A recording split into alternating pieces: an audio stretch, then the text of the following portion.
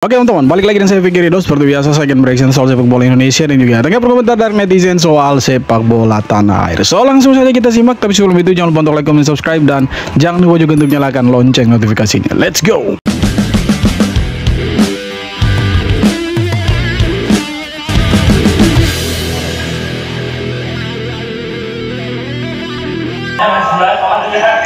Ternyata Sintayong memenuhi permintaan Towel CS. Coba kita lihat permintaan apa sepertinya ini. Ini Towel nih, pemain permintaan lu nih. Aduh, kata pemain timnas maunya lokal semua tuh, liatin tuh Towel lu.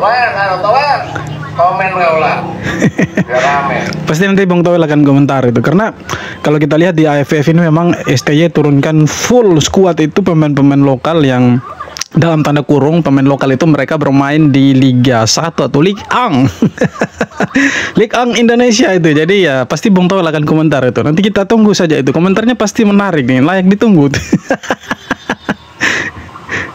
usah sakit hati kalau yang cewek namanya kau bully netizen, sakit hati kau. Gantian aku bully kau ini. Ini timnas versi lo itu yang diminta nih. Timnas versi Towel gitu, harus pemain-pemain lokal gitu. Difahamkan jiran kita Malaysia gagal memulai Piala AFF tahun ini dengan cemerlang. Malaysia harus puas bermain melawan Kamboja yang di Piala AFF tahun ini berangkat dengan kekuatan baru, ya, main naturalisasi keturunan Jepang yang paling banyak, apalagi di Kamboja. Malaysia sebetulnya sempat unggul lebih dulu lewat gol dari seorang Stuart Wilkin di menit ke-35 ya guys, rame dah tuh. Tapi Kamboja berhasil comeback ya, sempat unggul 2-1 bahkan. Sampai akhir pemain keturunan mereka, Fergus Tierney, gue inget banget Tierney dulu pernah main sama timnas kelompok umur kita dan mencetak gol Indonesia dulu ya. Malaysia akhirnya bisa menahan imbang Kamboja. Mengejutkan atau tidak, tapi Kamboja sebenarnya bermain lebih baik, lebih banyak peluang juga. Dan intinya Kamboja ini merupakan salah satu kekuatan yang bisa jadi underdog lah di turnamen Piala AFF kali ini guys. Dan kalau misalkan Kamboja ini tergabung di grup A bersama Thailand, Timor Leste, Singapura, ya kan? Kira-kira apakah justru Kamboja bisa keluar dari grup ini dan masuk ke semifinal? Menarik. Bisa saja dia dengan Thailand nanti yang keluar itu, karena kalau kita lihat Malaysia ini dia ya gagal juga di pertandingan pertama kan, karena imbang. Tahu kalau Indonesia kan pasti itu ya menang tadi malam, walaupun 1-0 tapi tidak apa-apa. Gua akhirnya tersadarkan momen ini masih nggak nyangka banget kemarin melihat Marcelino cetak 2 gol ke gawang Arab Saudi, dan sekarang hari ini ngelihat Marcelino palanya digebok sama pemain Myanmar. Dan ini momen paling bangsat sudah di AFF. Masih kurang suka sama reaksi pemain timnas Indonesia ini, udah tahu temennya ini digebok palanya, bisa-bisanya pas lagi berantem ribut-ribut masih senyum-senyum begitu. Dan lu bayangin kalau di tim ini ada Justin Hapner sama Sen Patinama, ini pemain pasti hancur bakal aja sudah tuh kalau ada Justin Hapner dengan Patinama nih. Pasti itu, tidak mungkin tidak tuh, pasti baku-baku hantam. Udah abis, selesai, udah langsung itu karirnya juga selesai. Maksud gue tuh lu jangan pernah lah jadi Mr. Nice Guy kalau di atas lapangan, apalagi temen lu nih habis digebok sama pemain lawan. Gak usah tuh senyum-senyum gitu pas lagi ribut. Maksud gue hilang-hilangin lah sikap-sikap so ramah gitu ke pemain lawan kalau lagi di atas lapangan. Udahlah, jangan jadi Mr. Nice Guy. Ini tuh pemain Myanmar udah gak perlu dapet respect lagi. Itu Marcelino tadi malam ditendang kepalanya, tapi dia punya teman-teman yang lain tuh senyum-senyum, itu kan lucu juga. Tapi tidak apa-apa, itu kasih tunjuk bahwa pemain-pemain kita itu santun di lapangan. Walaupun ada temannya yang dibuat kasar sedemikian rupa, tapi mereka masih sanggup untuk bermain santun. Itu yang harus ditiru teman-teman. Itu nilai positifnya. Iya. Yeah. Gua akhirnya tersadarkan setimpang itu ternyata kualitas Rafael Struijk dengan Hoki maupun Kakak. Babak pertama duet combo Liga Lokal Arkan Kakak dan juga Hoki. Duet combo Liga Lokal, cok. Kakak ini beneran masih belum jelas, tektokannya belum ada sama sekali dan sering banget hilang bola. Ketika Rafael Struijk masuk itu perannya bisa ngebuka ruang dengan efektif, lini depan Indonesia tuh jauh lebih hidup. Pada match yang baru aja berlangsung, Indonesia menang dengan skor 1-0 menghadapi Myanmar. Gol Indonesia ini tercipta melalui skema lemparan jauh dari Pratama Arhan yang bola. Tapi di saat ini siapa masuk, Rafael Struijk masuk itu memang permainan lebih hidup di depan, lebih ada variasi serangannya itu teman-teman. Rafael Struijk tanpa menunjukkan ekspresi yang penuh keheranan usai merasakan ganasnya laga di AFF MPB Cup. Dalam pertandingan melawan Myanmar Rohingya, Struijk harus ditarik keluar lebih awal.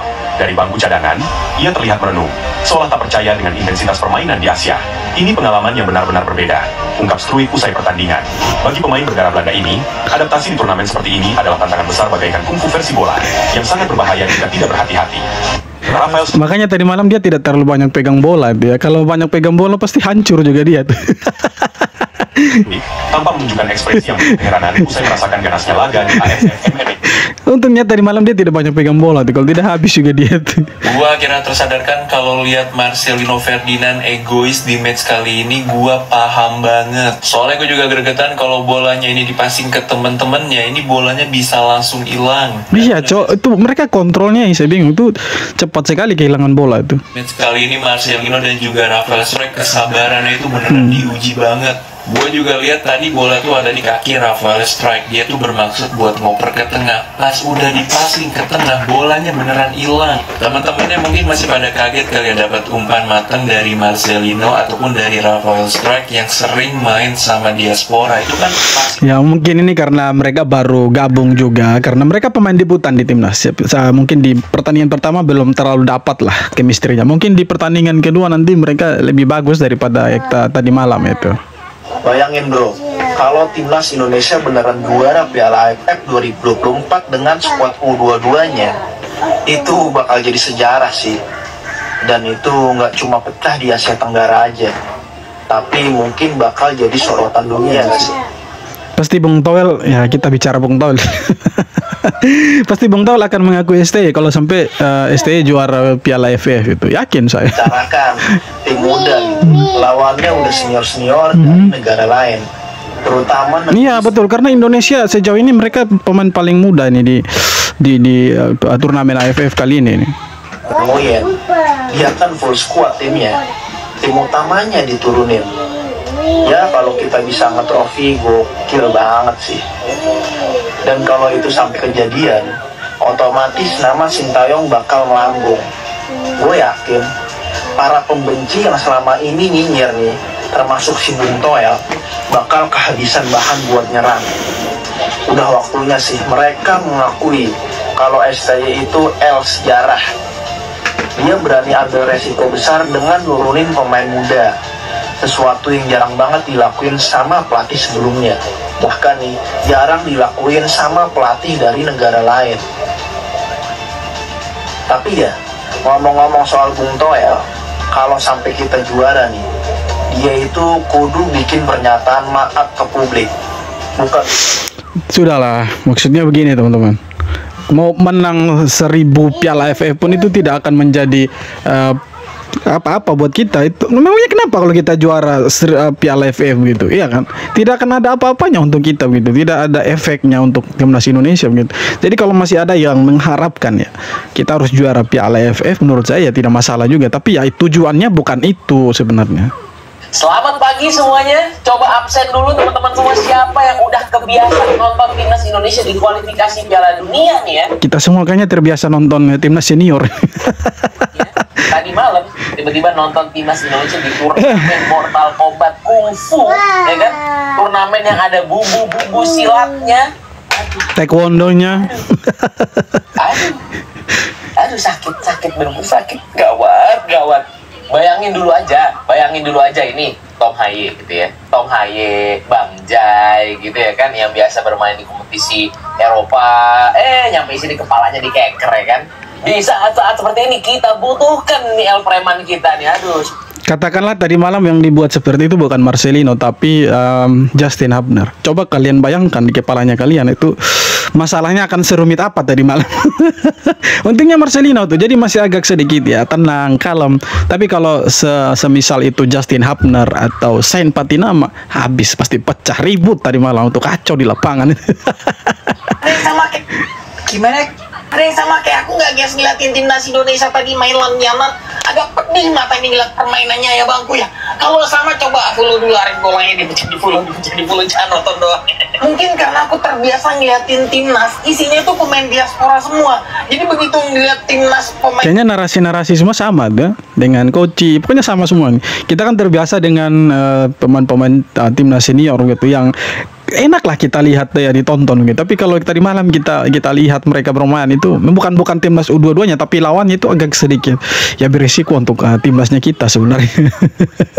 Punya pemain lokal semua, aduh jomplang kali kualitasnya bangku. Ya walaupun di sini Indonesia menang ya, dan menangnya cuma menang tipis 1-0, dan aku cuma nonton setengah bawah doang di babak pertama. Itu aku ngeliatnya ya Allah Pak, ngebosenin Pak, ngantuk. Padahal tuh jam 7:30 mainnya Bang. Di babak pertama itu aku ngeliat ya elah Pak, tengahnya tuh kosong. Terus skill individu pemain Indonesia ya elah Pak, itu kontrol bola. Begitu bola dikontrol pakai kaki, itu mantulnya jauh kali bolanya, jadi gampang direbut. Begitupun juga waktu pas sprint, itu ketika sprint bawa bola, itu bolanya mantulnya jauh-jauh, jadi gampang kerebut juga. Kalau misal tadi itu yang turun dari pemain diaspora kita ya, macam kayak Martin Pas, Jackie Jess, Tom Hai, orang mau habis 7-0 mungkin bisa kali ya teman-teman ya. Ya untung aja ini tuh Piala AFF, bukan kualifikasi Piala Dunia. Jadi kita mah santai aja, level kita tuh Piala Dunia Bang, bukan Piala AFF lagi. Di ajang ini tujuannya cuma untuk melihat talenta muda kita mana yang cocok masuk ke timnas senior yang asli gitu. Nah menurut teman-teman dari pertandingan Indonesia lawan Myanmar tadi, kira-kira mana ke pemain Indonesia yang cocok?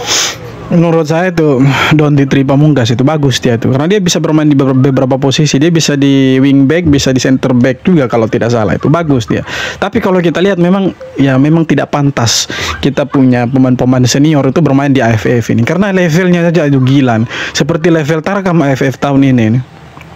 Gimana guys pertandingan malam hari ini? Kalian puas gak dengan permainan timnas kita? Tidak puas. Pemain debutan nomor 7 ya yang main di timnas untuk AFF ini. Yang gue tahu salah satunya ada Detan dan juga Pak Pahan, tapi Pak Pahan belum mainin tadi. Si Detan kan sama Pak Pahan ini pernah ngikut untuk uji coba U20 dan U23. Sayangnya mereka nggak masuk squad, tapi akhirnya dipanggil untuk timnas AFF ini. Gimana juga menurut kalian permainan Marcelino, Asnawi, Ferrari, Struik? Untuk hasil ya kita harus puas, karena kan menang dapat 3 poin, walaupun untuk ngegolin tuh kayak ngos-ngosan. Apalagi di babak pertama Vietnam justru yang banyak peluang dan pressing. Myanmar bukan Vietnam. Sementara kita baru mulai bergerak di babak kedua. Kurang lebih begini statistik untuk babak kedua tadi. Lumayan lah ya. Walaupun babak pertama tuh kayak ya memang di babak pertama kita kayak tertekan sekali begitu, kurang ya koordinasinya kurang lah, apalagi lini tengah itu kosong ya, lobang itu. Tapi di babak kedua saya pikir setelah dikasih instruksi sama STY itu mereka main lebih bagus di babak kedua tuh. Banget menurut gue. Tapi sesuai kata Unmak tadi di X, ngapain banyak-banyakan gol kayak Thailand 10-0 ke Timor Leste, sementara 1-0 juga kita juga ngasilin 3 poin. Jadi nggak usah lah capek-capek pamer sampai 10-0. Kita bisa dapat poin dengan 1-0 tadi. Ternyata gol bunuh diri ya, bukan golnya Asnawi. Jadi gol bunuh diri salah seorang pemain Myanmar. Itu gol bunuh diri dari dia punya kiper kayaknya tuh, karena waktu kena mister pemantulnya ke kepalanya dia tuh kalau tidak salah. Asnawi Mangkualam buka gol perdana Indonesia di Piala AFF 2024. Kapten andalan timnas Indonesia, Asnawi Mangkualam, menjadi pembuka keran gol saat Garuda berhadapan dengan Myanmar di laga pertama ASEAN Championship 2024 yang lebih dikenal sebagai Piala AFF. Gol ini tercipta lewat skema bola lemparan ke dalam khas Pratama Arhan. Bola yang sempat memicu kemelut di kotak penalti berhasil dimanfaatkan dengan apik oleh Asnawi, membawa Indonesia unggul di babak pertama. Gol tersebut kena kiper itu teman-teman. Jadi mantulnya waktu kena mister, kena kepala kipernya dan gol itu. Menjadi torehan ketiga Asnawi sepanjang karirnya bersama timnas Indonesia. Selamat kapten, tetap gaspol di pertandingan berikutnya. Asnawi. Ya semoga di pertandingan berikutnya kita bisa dapat kemenangan lagi. Itu kan harapannya kita semua itu. Tidak ada peningkatan ya sumpun. Akhirnya guys ya, akhirnya negara tetangga kita ya mengalami peningkatan yang sangat luar biasa guys. Ya karena sudah bisa menahan Kamboja cuy, buset dah. Waduh guys benar-benar kayak benar-benar mewah gitu negara tetangga kita guys ya. Karena kemarin aja gitu ya yang sudah disombong-sombongkan bisa menahan Korea Selatan, saat ini sudah bisa menahan Kamboja juga cuy, buset dah benar-benar. Berarti sekarang Kamboja sudah setara dengan Korea Selatan itu. Ya kan begitu kan pemikirannya. Ini mah udah fix guys ya, Malaysia akan gitu menjadi kandidat juara di Piala AFF tahun 2024. Buset dah guys, gila bener-bener mewah guys, bener-bener mewah cuy ya, meskipun permainannya masih acak-acakan guys ya, secara selalu saja lombo, selalu saja parkir bis, malah guys ditekan oleh Kamboja gitu. Nggak habis pikir gua, tapi ya tahniah sekali lagi ya Malaya ya. Kita lanjutkan ke match selanjutnya, semoga gitu ya Malaysia guys, rumpun kita bisa menang cuy. Ya semoga bisa menang gitu. Karena memang di antara kedua negara ini kayaknya seperti ada persaingan gitu. Tapi bukan di sepak bola, tapi netizennya gitu. Karena netizen Malaysia sekarang itu lebih menyoroti Indonesia juga gitu. Nah sekarang kita kasih turun itu pemain-pemain U22. Sedangkan Malaysia sepertinya mereka ada pemain muda, tapi mereka kolaborasi juga dengan mereka punya pemain-pemain senior itu. Ada juga pemain seniornya mereka yang turun. Mungkin yang tidak turun tuh Arif Aiman saja itu bintangnya mereka itu. Tapi yang sebagian besar itu mereka punya kapten Dion Coles kan, kalau saya tidak salah itu kan bermain juga itu. Jadi ya waktu mereka lawan Kamboja memang ya mereka sudah di ya, gadang-gadang lah untuk menang karena mereka sudah unggul 1-0. Tapi bisa disamakan kedudukannya sama Kamboja itu. Kamboja bisa cetak ya, bisa sempat unggul itu. Sempat unggul 2-1 itu teman-teman.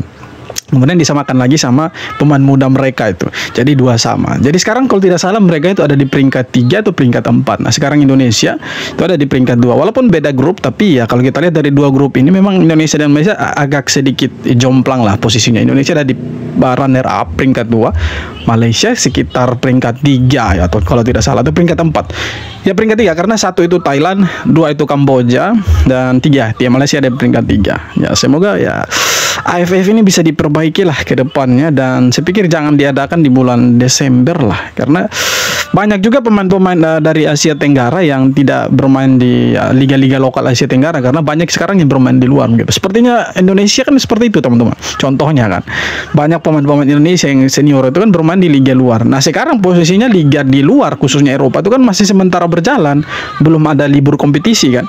Jadi kalau mereka memaksa Indonesia untuk kasih turun pemain-pemain senior ya memang tidak bisa gitu karena mereka fokusnya ke klub dulu gitu. Dan juga pemain-pemain senior kita itu masih fokusnya ke kualifikasi Piala Dunia, itu lebih penting daripada AFF. Makanya STY dan PSSI turunkan pemain U22 untuk AFF ini begitu. Ya apapun hasilnya kita harus bisa terima karena kita tidak bisa berekspektasi lebih dari pemain-pemain ini. Kalau mereka masuk semifinal ya syukur gitu.